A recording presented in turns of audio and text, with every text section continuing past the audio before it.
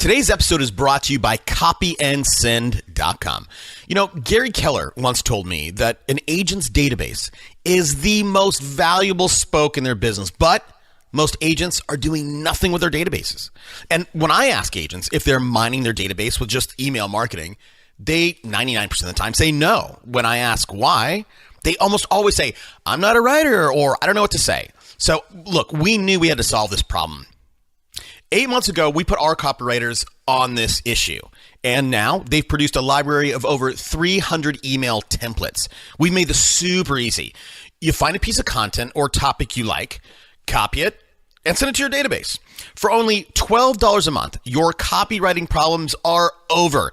You'll never have an excuse not to mine your database. And regardless of the size of your list, your database, I guarantee over the course of the year, there are deals in there. Don't lose another deal because you weren't emailing your list. This is a very small investment that will yield tremendous results. Look, even if you only got one deal this year, that's a 600% return on investment. To make this, I want to make this a no-brainer for everybody out there. Sign up for Copy and Send. Try it out for 30 days. And if you are not 100% thrilled, we will refund you every penny. No questions asked. You can't afford not to do this. And if you are in the early stages of growing your list, go to the site copyandsend.com. We have an article showing you 25 ways to quickly and easily start building your list today. Copy and Send. Start mining your list today. Do you know the best way to double your business? Radio.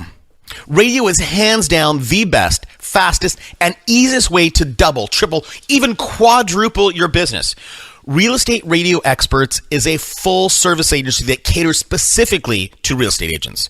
We do it all, from identifying the right station and demographics, to negotiating spot rates and schedule, to writing the copy. All you do is answer the phone, go on appointments. Stop killing yourself with cold calling. Stop wasting your money on those mailers that don't work. If you want to increase your profits and value of your business instantly, literally overnight, you can do it with one email. Go to realestateradioexperts.com, fill out the getting started sheet, and let's see if you're a good fit. You can also go to Super Agents Live and just click the Dominate with Radio tab if you want more information. I think we have a couple videos there. Welcome to Super Agents Live. This is the one place where you can come and hear the most successful people in real estate. You'll hear how these super agents built their businesses, how they stay productive, and how they stay motivated. Who am I? My name's Toby Salgado, and I made my first $1 million in real estate. Yeah. And I'm your host for the next 30 minutes while we talk to yet another amazing real estate entrepreneur. Stay tuned. Let's go! Yeah! Hey everybody, what's up? What's happening? I honestly hope you guys are having a great week, a great month. We're moving into Q4, and I've been lagging. On you guys. There's two things that I've not been doing. Number one, I have interviews, I have discs that I'm just leaving, but I'm not putting them out. And here's the reason. Q4 is our time to put people. It's the best time for us to do deals for radio. So we've been super, super busy, and I've been neglecting you guys. But I appreciate you. Here's the good thing for us is that our ratings. Really, in the business category, it's amazing to me, and I'm going off the rails right now, but it's amazing to me that we compete with hundreds of thousands of other business podcasts, but we always rank top 100. So that's kudos to you guys. I appreciate that. I really, from the bottom of my heart, appreciate you guys. So here's the deal. Here's a new one. Now here's the thing. Again, I'm going to go off the rails for a second. Here's the thing, dude. I've been doing this for so long. I have 500 hours of talking with top-notch people, and I don't know how best to deliver you guys content. Meaning, do you guys want to hear me talk with people that are doing 300 deals, 500 deals? Today's guest does about 150 or so. Or from my recollection, he might do more. Or do you want me to talk with people who do 30-40? And I know that's a super mixed bag, but that's it. So look, last thing, hit me up on Twitter. My handle @SuperAgentsLive. You can send me an email if you have a request. Check out our what we're doing on radio, because right now this is prime time for us to do deals on radio. Viralcast, dude, I'm pitching. I don't mean to pitch you. All right, I'm gonna stop. All right, let's go. All right. Okay, here we go. Today on the show, rarely does two things happen. Number one, rarely do I get to talk with someone that's in my city of San Diego. And two, it's super rare that I meet a guy that I should have met a long time ago. Today's guest has a team of 16 people, half for admin, half for sales. This guy does the bulk of the heavy lifting. Last year, he did $150 million in sales. Crazy that I've not met him. I'm thrilled to welcome Dan Baer. Dan, thanks for taking the time, man. How you doing, Toby? And Good. You're right. We this meeting's long overdue. It is. All right. So listen, before we get to what you're doing and how you got there, tell me, I want to know a little bit about you. Who's Dan? Tell me about the man behind the brand, and then we'll get to what you're doing today. So I'm a guy that actually was born in Mexico City, which a lot of people don't realize, and English is my second language. Wow. I grew up in Chula Vista, which for those of us not in San Diego listening is in the southern part of the city bordering Mexico. And I got into real estate because, well, for the same lousy reasons that everybody else gets into real estate. But then thankfully the market crash came. It knocked the crap out of my business. There was no more just, being an everyday realtor, friends and family business. That all disappeared. And I had to become a student of business. And after many failures and building and failure and building, we've arrived where we are today and have built a nice little business. So that's the very short version. That is a very, very short version. Okay. So yeah, Mexico City. If people don't know, Mexico City is, you guys are not necessarily Mexicans. You guys, I mean, that's a very European, those people are more European than what you see in Tijuana, right? What is your heritage? And what was the migration process, between from your parents to move from Mexico City to here? Yeah, they're all Polish, Lithuanian, Romanian, Ukraine, Russia, and between wars and all of the different, just very difficult times that region saw between World War I, World War II, they all actually went to Mexico City. They tried going to New York, and there was a small part of my family that did go to New York, but I don't actually know them. But the bulk of my family, including all 8 of my great-grandparents, independently went to Mexico City and all met there. Wow. Because Mexico actually had their doors open, and so you're right. It's a very European environment. I was actually just there for a week with my family. We rented an apartment in this awesome area called La Condesa. And if I blindfolded you and dropped you off there, you wouldn't know if you were in Paris or if you were in the West Village in New York. I mean, it's just an amazing place that few Americans actually ever visit or take advantage of the fact that it's so close. Right. And not too far. And I think the interesting thing about Mexico City, and I've never been, it's on my list, I need to go. But I mean, you guys just outside the city, as far as I understand, Dan, you guys have pyramids. Like 1,000-year-old pyramids. Like Aztec the old ancient stuff. Aztec pyramids. Yep. Yeah, it's a great place. There's actually too much to do, from culture to food to to fun, nightlife. It's highly recommended, and really, it's just so close by, and you're just transported to a completely different world. It's and few Americans really ever take advantage of it. So that's my hometown. That's where a lot of my family still lives. Okay. Well, and then you move. And how old were you, Dan, when you moved to Chula Vista? Because I think that's so. How old were you made that trip? And it was with your parents, I'm assuming. Yeah, my parents brought me here when I was just before I was 3 years old, so that's why I don't have much of an accent. and I grew up in San Diego. Okay. And I at that time, I don't know how old you are. I'm taking a guess. I'm guessing that you're in your 40s. Am I close there? I'm 35. You're young. Okay, 35. Well, still 35, dude. What people don't know, so Chula Vista is right next to Tijuana, and what they used to call Chula Vista was Chulawana because it was poor and run down and not a great place to live. Today it's all nice and brand new. Is it fair to say when you grew up, Dan, were you? I think it's fair to say you were not privileged. You weren't wealthy. Absolutely. Okay. Absolutely. We lived in low-income housing. I remember right across the street from McDonald's. But, the beautiful thing about being a kid is I didn't know that. Right. I thought I was rich. I had an awesome family, really beautiful parents.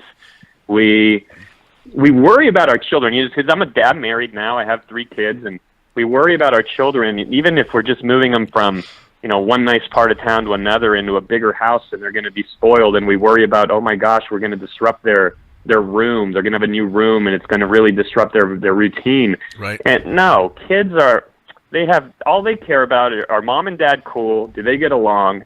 And do I have shelter and food? And do people pay attention to me? And if all those things are a yes, then that kid is as wealthy as that kid can be. 100% agreed, man. I love it.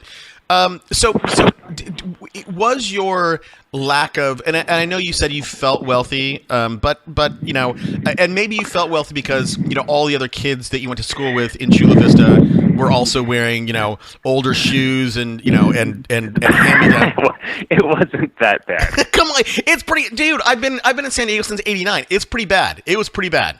Yeah, it was a different time. There was no question. Yeah. And I remember my dad. His vehicle was the company wrapped vehicle, and it was a cargo van. But I also remember he worked his tail off, and we've suddenly moved into a house that I thought was a mansion. Turns out it was a very small house when I revisit it now. And then it kind of went on like that. Now they live in Carmel Valley. My brothers went to Torrey Pines High School, which for those listening outside San Diego, it's a very nice area. Very. I went to Bonita Vista High School down in Chula Vista, and right when I graduated was when they transitioned to North County to, nicer area, quote unquote. Yeah. Even though Chula Vista today has phenomenal neighborhoods. Yeah. Oh, for sure. Yeah. I mean, today. I mean, since they built all that out. So, but here's why I'm asking about your background, Dan, is because I find I find that the people who truly excel are the people who experienced some rough patches. Right? They wanted more for their life. When they were a kid. What was yours? I know you said you felt rich, but and Dan, I don't know. You're breathing into the phone or something weird. It's like, what are you doing? Stop breathing into the phone. I am breathing. Well, you're breathing right into the habit. Well, don't breathe in the speaker because it's really loud. So, but you got it. Was this background or not necessarily impoverished because that's not the case. But what was it when you were a kid? Did you always want to be an entrepreneur? And what were those life events when you were a kid that translated into your massive success today? Yeah. Well, one of the things that always has driven me, and even when I was a kid, interestingly enough, was that I knew what my dad was doing. I knew the way he was working, and I knew that he had provided us a better life than he'd been given. And I knew that my job was to somehow, some way, do the same for my kids. And that's always been a big, people talk about their big why. That's always been something that's been important to me. And don't get me wrong, we were in low-income housing when we came from Mexico, but my dad improved, and at one point we were doing very, very well. But my job was still do better for my kids than they did for me. But as a kid, I don't know, I can't say that I necessarily always knew I wanted to be an entrepreneur, but I knew that I was not normal. I was one of these kids that was always in trouble, principal's office. I didn't, sitting in a traditional classroom in rows of 10, having someone just talk at me regarding something I was not remotely interested in was never my thing. And I always just blew school off, actually, completely, until I got to high school. The reason I started doing very well in high school is because I knew I had to in order to go to university, to go to because I understood the system, and I wasn't a rebel to the point where I was going to break the system and, drop out of school. That wasn't me.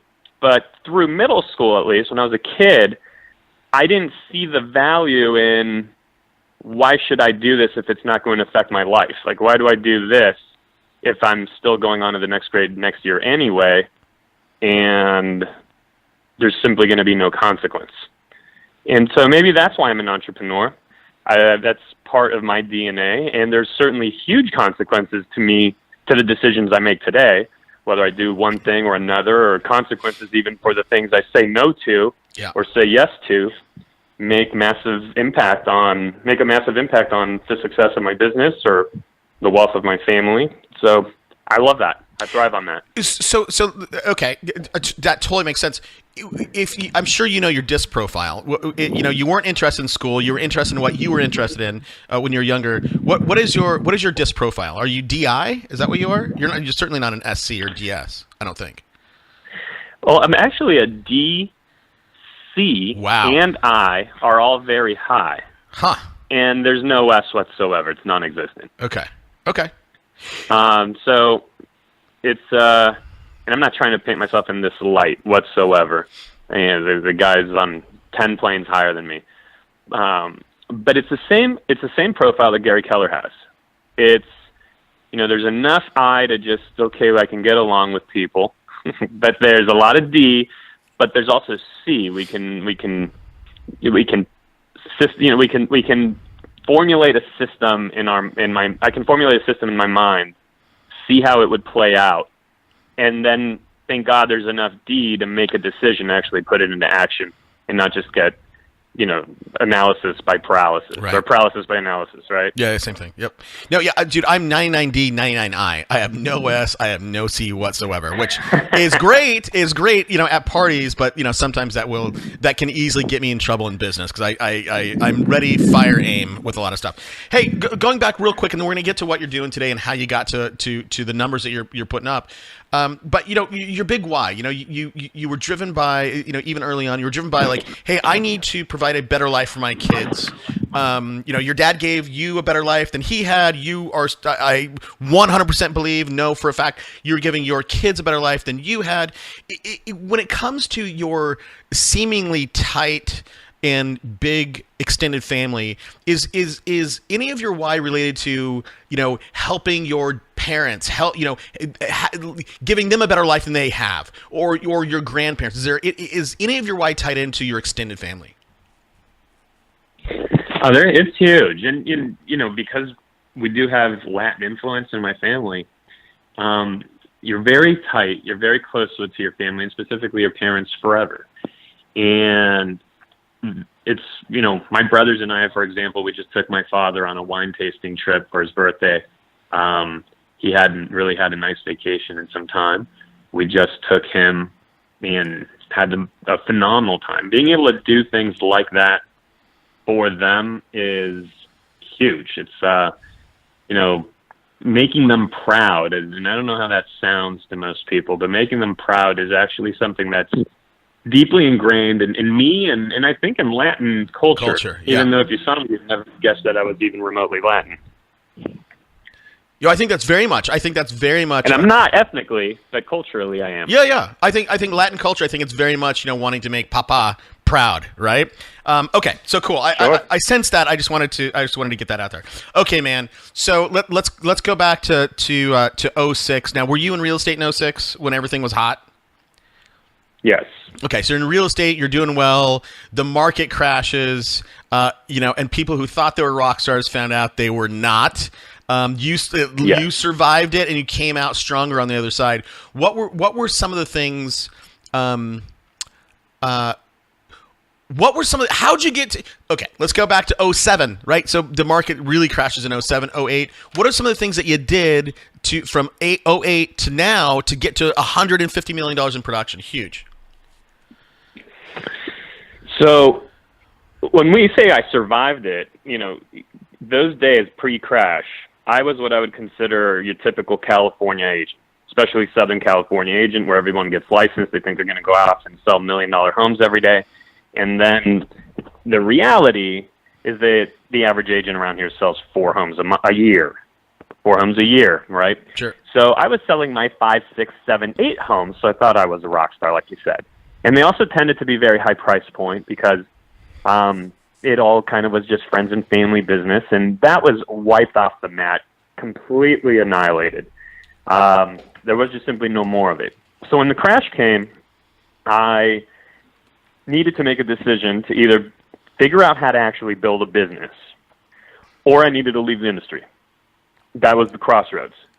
And I tried to do both. At one point I was selling vodka for some vodka startup.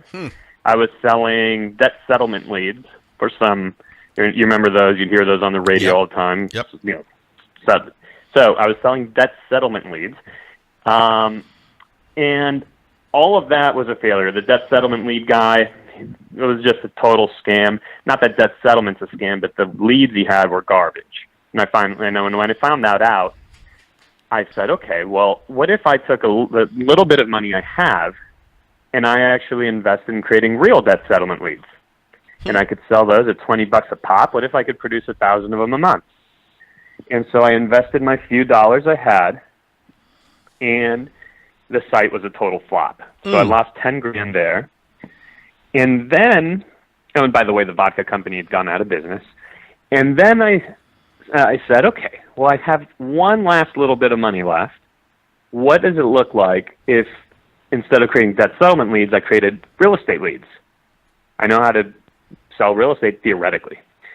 So I tore down, if you remember, everybody's website back then was basically a picture of themselves with their cowboy hat on, thumbs up, and their dog, and big shiny smile. Right? So I tore that thing down, and I built my first scalable, sustainable lead generation pillar in my business that's still serving us today. I built a true lead gen site. They're very common now. There's 1 million companies that produce them now, from Commissions Inc. to Boomtown or Sync or excuse me, I already said Commissions Inc. but FirePoint. There's 1 million of them now. Sure. Yep. But back then, I was pretty much one of the only people in the whole market that was focused on, talking about 2008, 2009, that was focused on online lead production. And I started to do very well with it. I started getting so many I couldn't handle them on my own. So the next steps in getting to where I am today is I hired agents. But of course that was a complete failure because I hired agents, but I wasn't yet a leader. I hadn't developed myself. I didn't understand anything about financials or how to be profitable. I didn't understand anything to do with what hiring an agent meant, right? Onboarding them, nothing. So, of course, those agents came, they went, they came, they went, and all the while I was wondering why all those agents were so bad and why they sucked so much, until I finally realized that, hold on a second, they can't all be terrible. Maybe the one that's terrible is actually me. Maybe I have no idea how to lead or how to build a team properly. So the next step was to go learn how to do that. Okay. And what does that look like? That took me on a long journey of coaching, of study, of courses, of just truly building a real leveraged, sustainable business that doesn't depend on me for the day-to-day. And it was a long process. Well, hold on, because those are two different things, right? You said you had no leadership skills or weak leadership skills. What if you had to tell? Right? Because I know that you help people today. You're breathing in the phone again, Dan. I know that you help people today. If you had to boil it down, like what are the top 3 takeaways that you learned about transforming yourself into a real leader? What does that mean to you? I learned that as long as I was the smartest person in the room, you're in the wrong room, and that I was right? As long as I was the smartest person in the room, I was never going to allow the business to grow to its fullest capacity. Because if I want a big business, unless I think more of myself than can possibly be true, then there's no way I'm going to be the master sales, marketing, operations, HR, and finance guru that every business needs. Those are the 5 fundamental departments of any business. So I knew that I needed to find other leaders that had a voice in my business and that shared the same goal that I have. I learned that I had to create an operating system for the business, like a heartbeat for the business. What does our daily, weekly, monthly, quarterly, yearly meeting process look like and planning process look like, so everyone's on the same page, moving in the same direction for the same goal, and that we refocus on making sure on a weekly basis that we're on track for the commitments we've made for the quarter, so we have a shot at accomplishing what we need to accomplish for the year. So that's a process, right? That's a lot of reading, that's a lot of conferences, that's a lot of coaching, seminars, travel all over the country, and a lot of money implementing systems that work that we now continue to have, and systems that don't work where you write off the losses and hopefully learned a great lesson and keep moving forward. So it's a long process. Let me ask you this, Dan. How does someone like yourself or somebody listening, how do you get a team? Let me back up. So you set out your yearly goal. We want to do $150 million. We want to do $200 million. Whatever your annual goal is. Then you break it down into quarterly, monthly, weekly, and then you. Man, Dan, I don't know what you're doing. I don't know what you're doing with your phone. But if you can hear what I'm hearing, I really want people to stay tuned in to what you're saying. So, whatever you're doing, if you got it. I think I know what it is. All right, thanks. But how do you get a team bought into a $200 million goal where they know that Dan is going to be the ultimate recipient of this massive success that we have? How do you get people to subjugate their, and I don't know if this is a good question, but subjugate their wants and desires for the greater good, right? For the bigger goal of the team of 100 or 50, $200 million. How do you get people to do that? Or is that a crazy question? There's a lot of assumption. Okay. There's a lot of assumption built into that question. Okay. That people are giving up their dreams and desires. If you interviewed the people in my business, you'd find out that Brian, who had never made more than $80,000 a year at any point in his life, last year took home $380,000. Good for him. You'd speak with Joe, who had never made more than $60,000 at any point in his life, and last year, in his first year of real estate with me, took home over $100,000. I think it was about $115,000, and is on pace for about $225,000 this year. You'd speak with Perry and with Josh, who had never, had been in the business for a little bit, completely floundering, not being able to find any traction, and are both 6-figure earners today. No, I hear You'd that. Also, go ahead. That's just on the money side.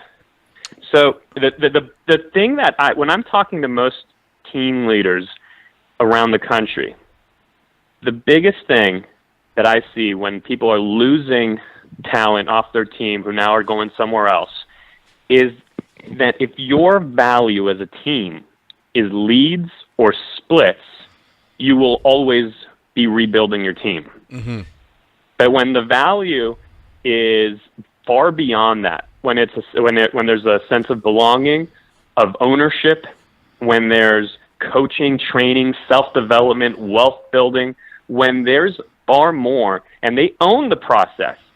See, like these meetings, the initiatives, what we're doing each quarter, what we're doing each week, the issues we're working through, I don't dictate them, but rather they come straight from our team members because they're building a business that they love, that they care about, that's also serving their life at a level that they had never seen previously. And so they'd tell you that they haven't given up a single dream, but that actually their dreams have expanded. Okay. That's what I love to teach people.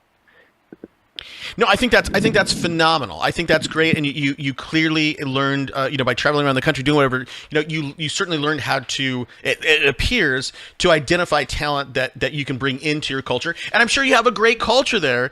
My thing is when you take a kid or a guy, whatever, that makes 80, that never made more than 80 grand, then he makes 380. I think there's very, very much a tendency for that person to go, it's me. It's me. Toby did it. It's not necessarily, Dan helped. Yeah, Dan was around, but Toby did it. And why should I be on Dan's team? Dan's doing I did 380. Dan's taking home $3 million. Like, look, I can be Dan. I mean, dude, I've been in corporate environments where I've had that same conversation with CEOs. So my question, I appreciate your answer. My question was poorly formulated. So let me ask you: do you see the guy who did 80 and now 380? Do you think that you've built a culture strong enough, and that you can continue to grow that character, that fellow, for the next 5 or 10 years? Do you think he will be with you for the long term, or do you think at some point he's going to go, yeah, Dan, I can do that. I'm moving on. Well, both are going to happen. So the answer to the first part of your question is absolutely. There are people that will be with us for 5, 10 plus years, because we don't give them a ceiling. See, my job has evolved from selling homes on a day-to-day basis to it's no longer what I do. My job is to make sure that my people can never reach the ceiling. Right? I think of it in terms of the Truman Show. If you've seen the Truman Show, have you seen that, Toby? I have. Yep. So at the end of the movie, Jim Carrey, right, he was playing Truman. I think he was Truman. Yeah. So anyway, he reaches up. Right, he's living in this fake little bubble world, and he thinks life is great, except for one day near the end of the movie, he reaches up and reaches the ceiling. He actually touches the barrier and realizes that he's in this, that he's in the Truman Show. That's when the movie basically ends, right, a few scenes later, because once he reaches that, the movie's over. Same with our agents. Once they do that, they will move on. So we'll have people that do move on, because with the scale we want to take the business to, it's unrealistic that we would have 100% retention for 10 plus years. It's not going to happen. But there are those that are going to be with us for 5 to 10 years because we continue to add more opportunity, because I invest in personal assistance for them, and on showing agents for them, and on better materials, and on tools. I mean, the tools that our people are working on is an incredible retention tool, because when you're working on world-class tools, and we show them, here's what it costs. We just wrote a $30,000 check for this, a $20,000 check for that. Here's our expenses for the month, $135,000. Here's what, last month the business only made X. This month looks like we're going to make more. We're financially transparent. So when they're working on world-class tools and they understand the tens of thousands of dollars, the tens of thousands of dollars that go into those tools, and the 6 figures plus that is going into the business to build the infrastructure that allows them to operate and focus on their one thing, it's very hard to leave that and then go work like a Neanderthal on basic tools. Yep. Okay. Very difficult to do. Makes 100% sense. It's a combination of systems that create a retention platform, and it's also a combination, or there's a major ingredient, which is it's my job to add opportunity and increase what's possible for them. And if I don't, I deserve to lose them. I tell them that. If I can't continue to help you grow and reach where you want to reach, you need to go somewhere else. You need to find that. But so far, we've done a good job of not allowing that. Well, okay. I mean, so I was all in. I was all in, Dan, when you were telling me the story about the hey, here's all the tools. We're financially transparent. I think that's fantastic, and I can see where that would be a barrier for a lot of people to leave. They're like, oh yeah, dude, I'm making 380. I'm not going to go and spend. I'm not going to write a check for 30 grand for that thing. So I get that. But when you say to them something that you just said to me, similar, you said something similar, like hey Toby, my job is to help you continue to grow, and if I can't help you grow, I don't deserve to have you. You said something like that. How Dan? How do you keep from being camp counselor, 7 days a week with that sort of attitude? I'm not saying that's bad. I'm just saying like that's a whole different challenge than just running a business, right? Well, they also that statement, which I did make, and it's true whether we make it or not. So the only difference with my business and someone else's that when they're not having the conversation with somebody on their team is the people in their business aren't pausing their desires or their dreams just because no one's having the conversation with them. Those people just get up and leave. Okay. I was talking with an agent just this past week that all of a sudden is blindsided by the fact that his agent's interviewing somewhere, when there could have been a lot of conversation leading up to that. I want to make sure I answer your question. Here's it's that opportunity of growing. They have to continue to grow. It's also to the extent that they wish to grow. Right. The only thing I demand is that they meet the standards of the business. But not everybody has the same goals. Some people want to make a really great living and work 40 hours. Some people want to continue to grow their income year over year over year. It depends on who they are. And there's two other things. One is, as you know, the agent evolution, right? Is you enter the business, you're a practitioner, you're selling homes, and you think that your GCI is your net income, right? Even though, of course, it's not. Okay, so you tell people, oh, I make $100,000, even though you don't. You make 30. You make 50 by the time you pay everything off, yep. Right? And pay your broker, and pay your tools, and pay your memberships, and your marketing, etc. So there's the point where you graduate from that and you realize, okay, my GCI isn't my net. I'm no longer focused on that. I'm focused on what am I actually netting per year. But the conversation always ends there. There's actually an additional step. When my agents make money, they make money, that 380 or that 200 or that 150 or whatever, each of them are going to make a different amount. When they get that check, they actually take it home, put it in their bank account, hand it to their spouse, and it's their money to live their life on and invest with, and it's theirs.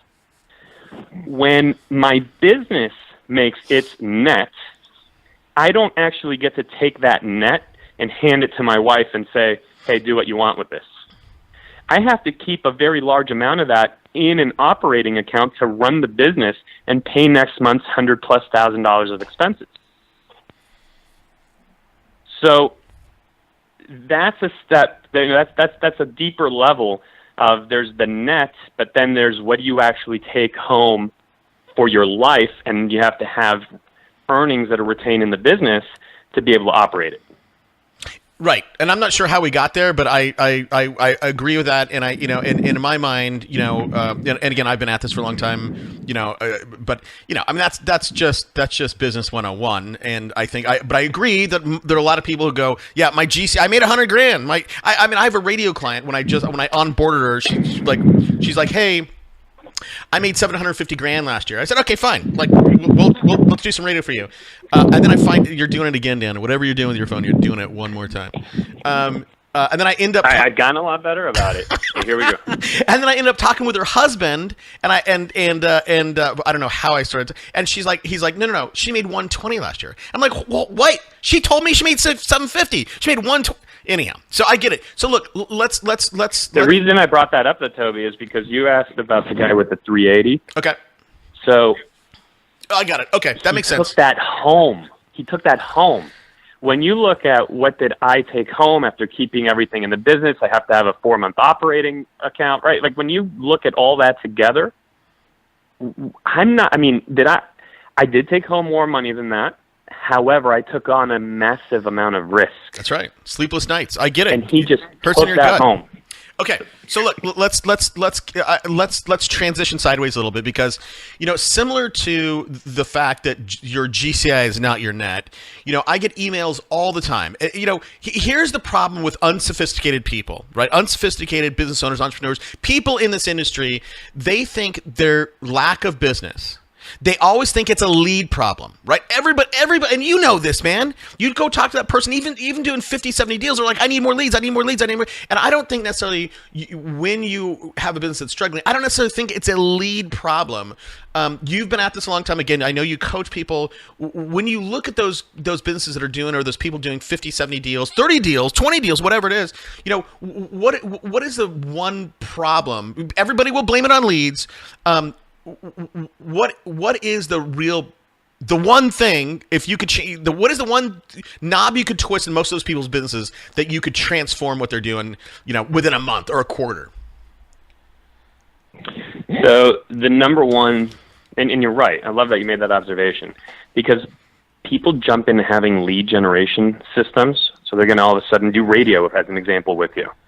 But I think you'd agree that it isn't wise for them to go do radio or to go do internet or to go do anything before there's an actual follow-up system that those radio leads are going to fall into. Yep. And so the number one thing is they don't have the follow-up system in place. They're building step 2 before they're building step 1. Mm-hmm. It's kind of like if you go back to real estate. It's sort of like when a buyer goes out and looking for homes, but they haven't been pre-approved. And it's like, no, buyer. The step 1 is get pre-approved, then we'll go find homes. It's the same thing with business. You have to have the follow-up system in place. So, okay, great. Now I'm going to Toby. We're turning radio on. We're getting leads, and they're getting converted. And within that, there's a micro step, which is if you could really only choose one thing, you'd choose speed to lead. Unpack that a little bit, Dan. Speed to lead, right? So if it's that radio lead, that phone better be answered. If it's an internet lead, it's we better be on it, not in 5 minutes, forget the 5-minute rule, in 30 seconds. Speed to lead will mask, or mask isn't the right word. Speed to lead will compensate for deficiencies in other parts of your follow-up system. But that follow-up system has to be in place. You have to know that what you're going to do with that lead the moment it comes in, what the qualifying questions are that you're going to ask, how you're going to categorize them in your CRM for future follow-up that's systematic and that no holes there's just no holes in that bucket. So I don't know if you'd agree with that, Toby, but to me that's like getting pre-approved. That's step 1. Yeah. And then, great, we have that in place. Now we can add all kinds of lead gen pillars. And we can pour into the top of the funnel because we know we're going to get deals out the bottom. Right. No, I would 100% agree with that. Here's the thing, though. I think again, when it comes to those people that are relatively unsophisticated when it comes to this, I think when they're listening to this and they're going, Dan, I agree with you, speed to lead, and they're like, they go back to their team or they write it down, they post it on their fridge or their computer, they're like, speed to lead, and they get a lead, and let's say it is a phone call, right? Whether radio or whatever. And here's what I see, and I think people trick themselves in many ways because they're like, okay, the phone rang, I'm going to call them back. Okay, I got an email, I'm going to email them back. And I think the problem is people want to, when they think about follow-up, I think they need to think about the mass amounts of delivery channels that you have in terms of follow-up, right? Just because an email came in doesn't mean you can't call them or try to text them or, use all the delivery channels that you can in order to do that follow-up. And the other thing too, now I'm ranting, Dan, but, I'm sure a mutual friend of ours, I won't say his last name, Ben, Ben K, I'm talking about, Ben Kinney, so Ben has an interesting way of follow up. What he says when he gets a lead, he will call it back from a block number. If they don't answer, he will call it back from a Google number. If they don't answer, he will call it back from then an office number. If they don't answer, then he will call them back from his cell phone, right? I mean, so in terms of delivery channels, you're using the one device as the phone, but using it in 4 slightly different ways, right? We can all do that with every single delivery channel that we have, phone, email, whatever. So yes, okay, speed to lead. I completely agree with you. It has to be multi-channel. Yes. So that's why I said that. But we're saying the same thing because what we're saying is we have to have the follow-up system in place. Yep. On a micro level, I said speed to lead will mask a lot of issues or compensate for a lot of issues if you don't have a completely built-out follow-up system. But there are too many tools now that can handle doing it right, which is it's phone, it's email, and it's text, and it's all working together, and it's complementing, and some people are going to answer the text, some people will answer the email, some people will answer phone. And people also, I don't know if you've observed this, Toby, but what I'll find, you see a lot of these Facebook boards, and people say, hey, is it too much to call someone like 3 times in a week if there was a new lead? I said, no. We're calling 7 times within about 4 days, in addition to text and in addition to the email that's happening. And in fact, on the side, that's what our team is doing. We take this so seriously that on the side, there's a company, their name is Agentology, and we've hired them because what they're doing as our leads come in, there's certain leads that we send directly to them also. They come to both us and their team. And they're texting them, they're calling them, and they're emailing them. And you might say, well, that's crazy overkill. But remember, your lead isn't your lead, especially an internet lead. A radio lead very well might be. And that's the beauty of radio. It's not the least expensive form of lead gen that we do radio, and it's an exclusive lead, or as close to it as you can get, and they're beautiful. They're beautiful when they come in. But when we're talking about internet leads, you're completely kidding yourself if you think that's your lead. That person's not your lead. They also sign up on 7 other people's websites, and they're getting from all those people. Right. So we have this company, Agentology, which essentially gives us more at-bats, and they'll reach them or we'll reach them, and as soon as either team does, we communicate, and we turn them off, and we're off and running.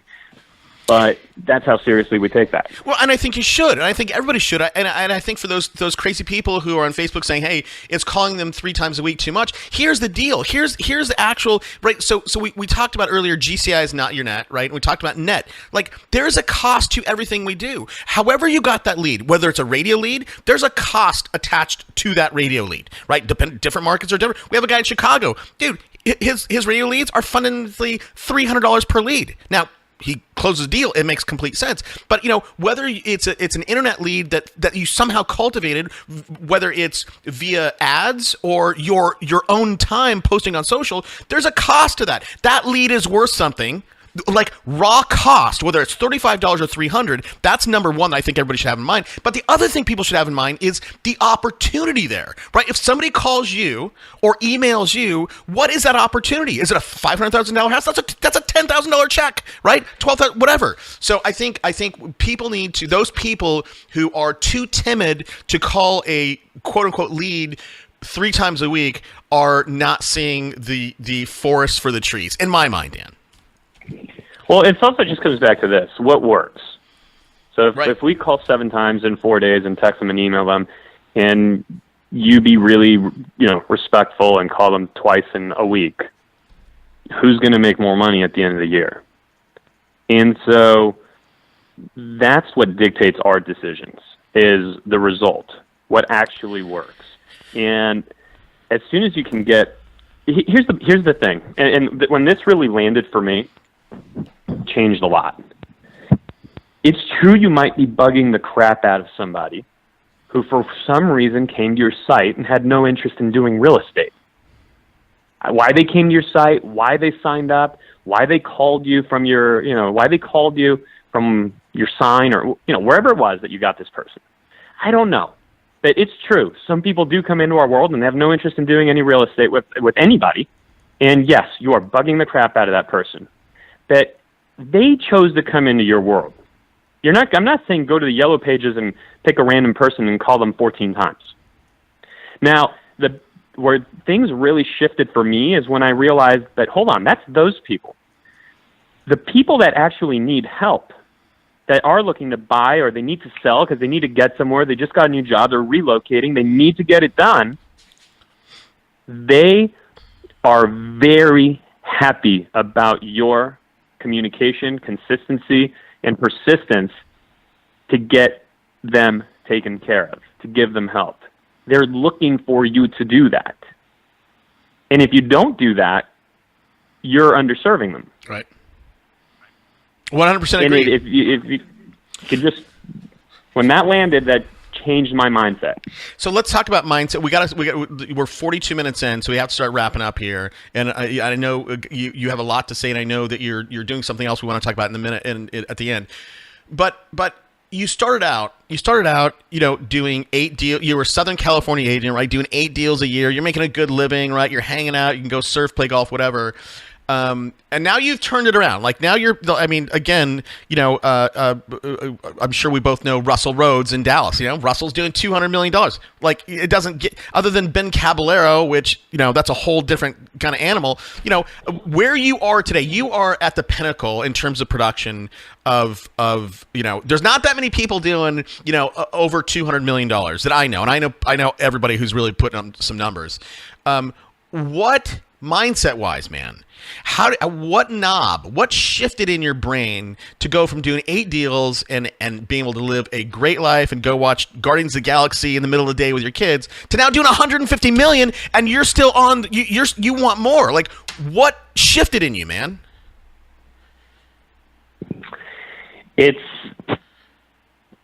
I wish there was one thing I can tell you, except for I think the danger in so many people hearing just interviews like this one is they think that, okay, I woke up and I did 150 million.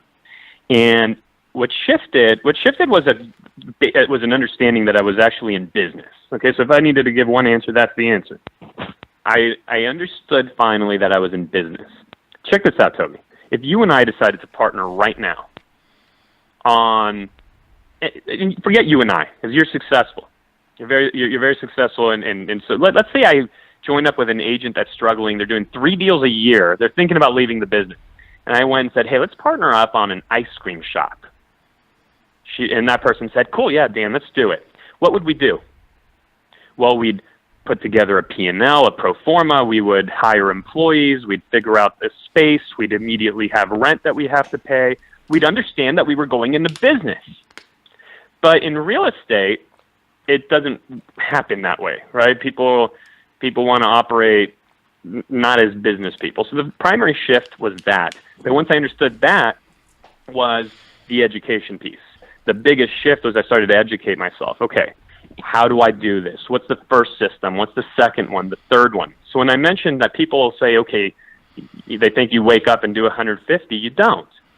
What you do is you wake up and start educating yourself, start taking action. You start learning something, and when you read a book, you don't just read the next book because you like reading and reading seems productive. Reading without action that follows is nonsense. It's a waste of time. Going to a seminar, a conference, and not following through with action and implementing 1 or 2 things that would make an impact on your business moving forward indefinitely is a waste of time. So I layered on system 1 and made it right, and layered on system 2 and system 3 and system 4, all while also engaging in self-development, because my business wasn't going to grow beyond the extent that I did. And that together was the biggest difference maker. The beauty today is there are people that have gone through so much of that, spent hundreds of thousands of dollars testing this, tweaking that, failing here and failing there, and then finally getting a few wins also. And so you can tap into that, shorten the learning curve, but you can't get rid of the hard work, and you can't go from A to Z. You're still going to have to go A, B, C, D, E, F, G. You just might be able to do it a little bit faster and shorten the learning curve by tapping into the vast amounts of education that are available now. Yes, I agree. Okay, so you called it self-development, your education, but here's you're doing it with the phone again. Hey, but here's the thing that I see, man, and this goes back to a mindset shift, is people know they need help. People know they need coaching. People are listening to you, Dan, right now going, yes, Dan, I know I need system 1, 2, 3, 4, but they can't wrap their head around actually paying, right? They can't wrap their head around, it's like a scarcity mindset, right?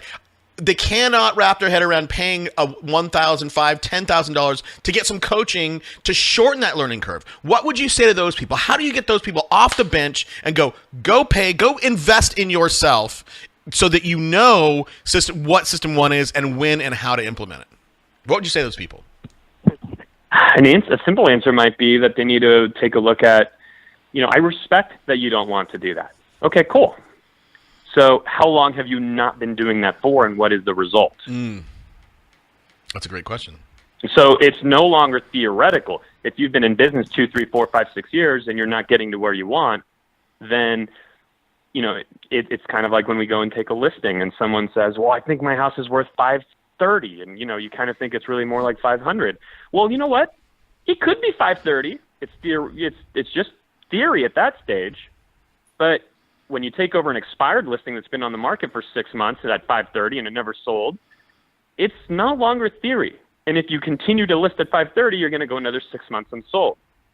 So take a look at your business, and if what you've been doing hasn't led you to where you want to go, you'd likely have to do something different.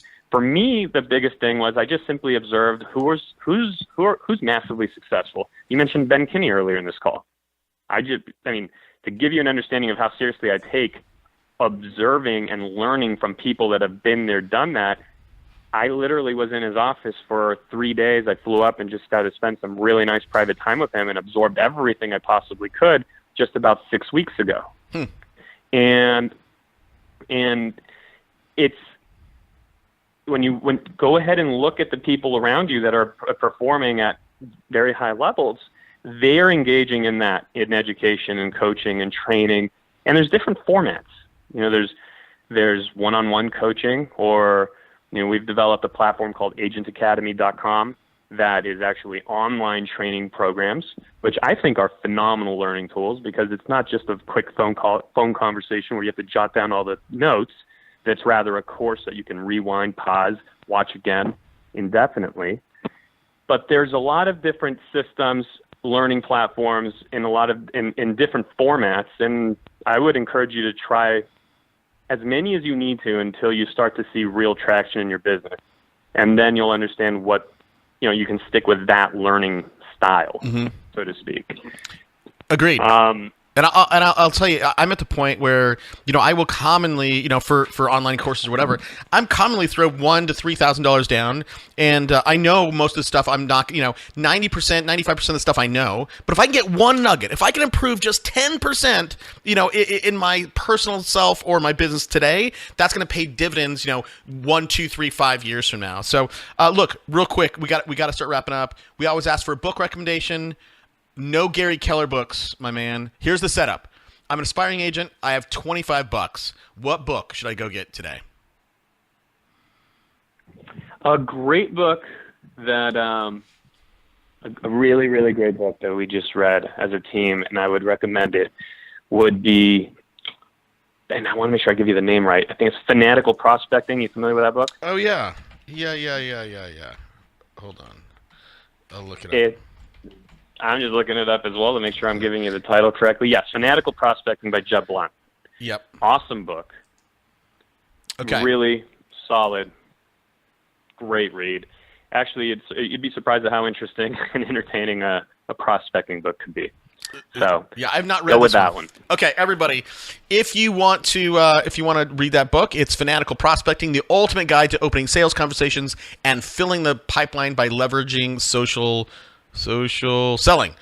Jeb Blount, if you want a free copy, you can get it on us. Just use our link, audibletrial.com/superagentslife. All right.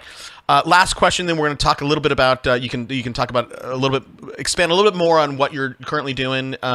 Dan, I know you're doing a ton. I really am impressed that, you're a young guy and with the numbers that you're putting up. Dan, do you have a daily routine or habit that you think has contributed to your success today? Yeah, I do. It's not one of these, I actually need to do more journaling, meditating, etc. It's not that. But what is in our business is I'm at the office every single day, 8 a.m., along with my entire team. I know that from 8 to 9, we'll all be working on what we call our power hour, and it's our one thing, what adds the most productivity to your day. We have a basically very structured day through 11:30. Having that in place, the fact that I can answer if you were to ask me, Toby, what am I doing 3 Wednesdays from now, and that I could literally tell you minute by minute what I'll be doing all the way until 11:30, that consistent effort, it's that task, or that just consistent effort on task over time leads to really big results. I've never actually read Darren Hardy's Compound Effect, but I would imagine that's what he's referring to. Yep. Those close. Just, do you have look, I do something similar. If you and I can meet offline, I'll tell you how I structure my day. But how do you, I find it a struggle when I time block something. 45 minutes, I'm going to prospect, and I don't really prospect, but 45 minutes, I'm going to do this. And I get a text that is seemingly like important, right? And I've gotten like 2 while we're talking, right? Or I just happen to, like, my brain just for some reason clicks over on the tab to my Gmail, and I'm like, oh shoot, man. There's like, are there tools that you use to keep you on track? Like, how do you stay focused on the task instead of getting sidetracked on social or email or text or whatever? Well, I protect myself through my assistant. So those texts, those phone calls, they'd be coming into my assistant. She'd be screening them. She's screening email, deleting nonsense, letting me know what 4 emails out of the 100 I actually have to care about and pay attention to. So that's a tool that I've put in place. If I was new in the business, or maybe not new, but you didn't quite have a dedicated assistant, let me make one more book recommendation, Toby. Okay. I would go get Dan Kennedy's No BS Time Management for Entrepreneurs. Yeah. That's a good one. That book, I mean, if you want to, like, you'd be, I said earlier, you'd be surprised how good a prospecting book could be. You'd be shocked out of your mind. Like, you would be really surprised how phenomenal a time management book can be. Entertaining, but incredibly useful. Dan Kennedy, No BS Time Management for Entrepreneurs. It's a must read. Go get it, guys. I concur. All right, so you protect yourself within the system, but again, for someone else who's not quite there yet, how can they? Are there any, again, software like what tips can you give someone to help them stay on track from 8 Yeah, no, 11? I've never used software. For a long time, I would leave my phone outside my office. Just get to the office 8 a.m. The phone would just stay outside the office. You can have a basket they all go in. You can grab it again at 9. I would suggest don't have time blocks that are longer than 50 minutes. So in an hour time block, do work, like big time, effective work for 50 minutes, and then you have 10 minutes of break. Yeah. Check out the phone, make sure no one's, make sure nothing's happened, fires haven't happened, all that. It'll ease your mind. And to some extent, Toby, it's also just you have to exercise the muscle, kind of like a smoker. Okay? A smoker at some point has to make the decision to resist the next cigarette. And without going into a scientific conversation, there's actual scientific proof that going on like taking medicine and Nicorette and going on a big stop smoking plan, all that, the effect that just simply resisting the cigarette has on your actual chemical makeup is the same as it would be if you had medication. Or OCD, people with OCD, resisting the impulse literally gives you the same chemical benefit as you would have had if you had taken medication. And so it's the same here. You get a crazy, you get what seems like a very urgent email or text or something from a client, but you're in a time block, you resist it. Yeah. And what you'll start developing a muscle where you understand, like, oh my God, everyone's still alive. No one's been shot. No one's died. And, the sun's still out. Gravity still works. And it was okay. It was okay. Right. Doesn't mean you ignore them for the day, but you were able to finish your power hour or your time block, I should say.